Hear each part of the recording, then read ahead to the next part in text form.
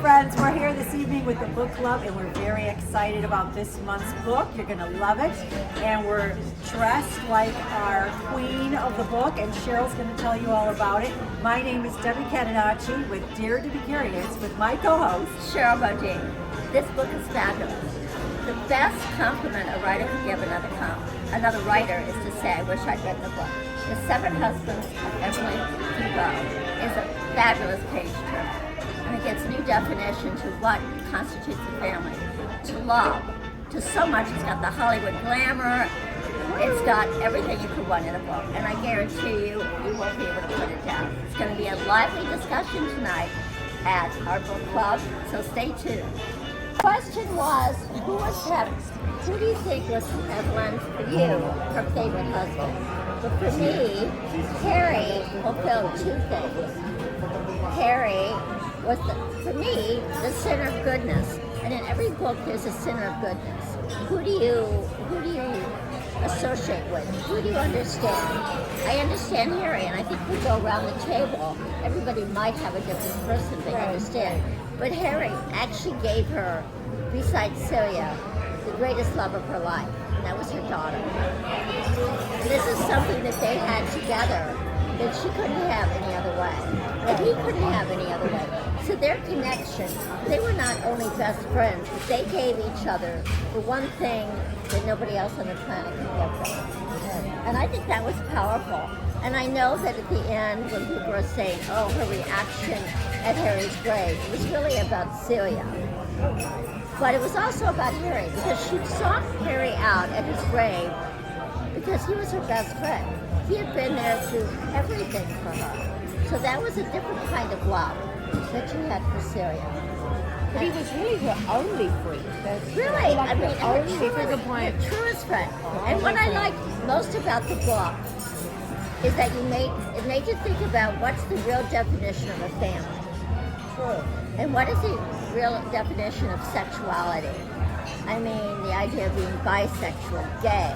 I mean, it sort of transcended all of that in the fact that it wasn't whether it was a man or a woman. It was the fact that it was just this person, whether they be a man or a woman. This is the person that fulfills me, and I want to spend my time with.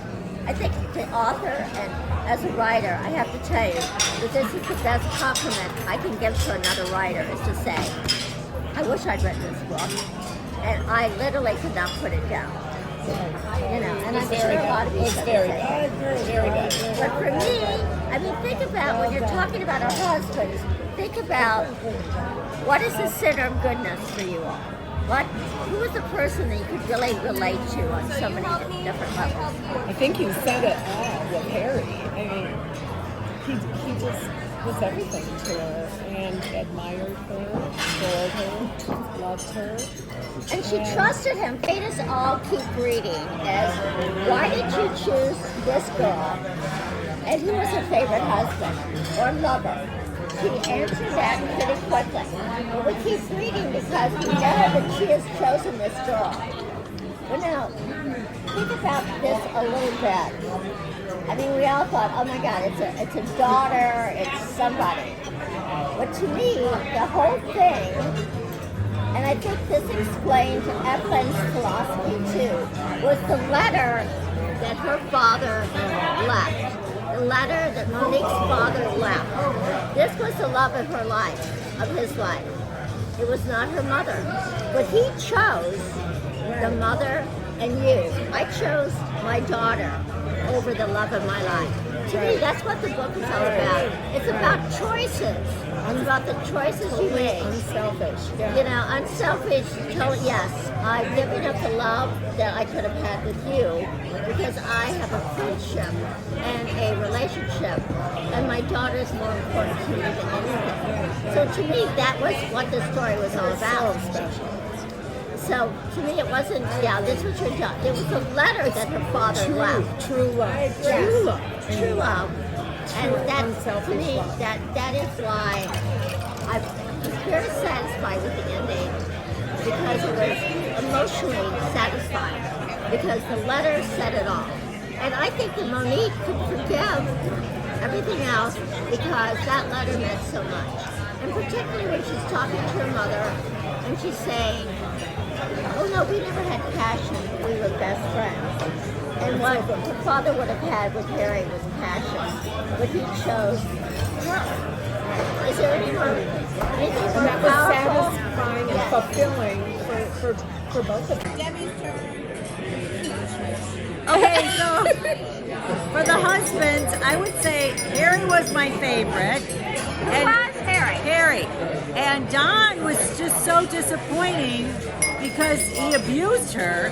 So I thought, if Don never abused her, she may have been with him the rest of her life and not been married to 7 men or not even explored the other sexuality. So that might have been the tipping point of her life going in a whole different direction than she ever anticipated. And I thought Mick was kind of fun, just, the one-night marriage for, slapping on the newspapers. What hot star do you want? Yeah, what hot star do you want to right? have one night sex with? I don't know. But Harry was the steady Eddie, if I could use that, right? He was always there, loved her, and loved her for who she was, unconditionally. So you think that Harry was the best husband for her? The best husband. He was the goodness. He was But the you know, source as of the good. last line of the book says, she would rather have you talk about her wife. Celia. She's very sweet. No, I mean, that's what the book is all about. Yes. And everybody thinks, oh, the 7 wives, the 7 husbands, but it's really the wife.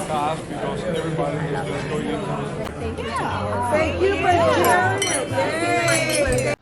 Well, hello, friends. We're wrapping up our evening, and I just wanted to share a few things with you. I have my glasses on because I'm channeling Evelyn Hugo, Hollywood. And the reason I wore this shawl instead of a black one, because I thought, of course, black always goes with everything, but I thought, Evelyn Hugo, I mean, it's a jungle out there. Hollywood is a jungle, and she made it. So I wore this in honor of her and her courage and her tenacity. So as we wrap up, I hope that you really enjoyed seeing the book club this evening. I wanted to share a few of our favorite quotes, our Evelyn Hugo quotes. Of course, I have my green gown on because that was her favorite, and that's why we all wore green this evening. So there's so many quotes. I mean, there were literally 5 pages worth of quotes, but I'm going to share my 5 top ones. So the first one is, never let anyone make you feel ordinary. I thought, wow, that's great. How many times, you're somewhere and you feel like something's going on and, you might not feel up to it. Well, don't allow that. Never let anyone make you feel ordinary. And the next one is, I'm under absolutely no obligation to make sense to you. And I thought, hey, that's great. Because sometimes people they don't agree with your opinion. It could be your own family, your sister or your mom, you're telling them something. They're like, you don't make any sense. And it's like, well, wait a minute. We're not under any obligation to make sense to anyone else. We have to follow our own dreams, our own passion, our own path. So I thought that was a great quote she had. And my next one is, heartbreak is a loss, divorce is a piece of paper. And that's true. I mean, when you're getting the divorce, the piece of paper, it was all about business. How is it ending? And I thought that was a great quote. Another inspirational quote is, you have to find a job that makes your heart feel big instead of one that makes it feel small. So if you're in a job or something that makes you feel like, hey, I know I could do more than this, then do it. Follow your heart, follow your passion, because it should make you feel big, like you're expanding and growing and broadening your horizons. And the last quote, let me see. If I want things to change, I have to change how I do things, and probably drastically. I thought, wow, that's great. If we want to change in life, not only do we have to change, but we have to change drastically, maybe flamboyantly. I mean, we really need to make a change. We can't just make like a 5% change, because that's not going to change the environment or the situation. But a drastic change will help us get into another level of beingness, another level of vibration. So anyways, those are my 5 quotes. I hope you enjoyed it. And don't forget to like and subscribe.